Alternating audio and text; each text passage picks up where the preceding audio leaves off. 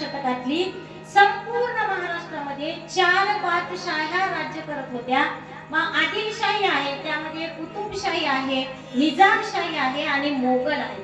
हे 4ही बादशाह्यांचं महाराष्ट्रामध्ये राज्य होतं आणि महाराष्ट्र अक्षरशः त्यांच्या घोड्याच्या तापाखाली चिरडला जात होता. आणि आता मात्र अशी आवश्यकता होती की जिजाऊंना सुद्धा असं वाटायचं की हे सगळं जे काही आहे ते बदललं पाहिजे, कुठेतरी हे थांबलं पाहिजे.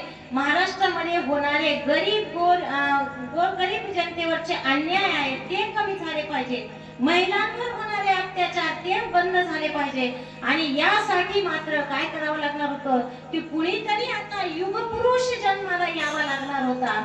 आणि शेवटी तो दिवस उगवला आणि 19 फेब्रुवारी 1630 रोजी छत्रपती शिवरायांचा जन्म झाला. माझ्या जिजाऊची पुण्याई कशी आली हो फळाला, माझ्या जिजाऊची पुण्याई कशी आली हो फळाला. तो बापाचा बाप वाघ शिवबा जन्माला, तो बापाचा बाप वाघ शिवबा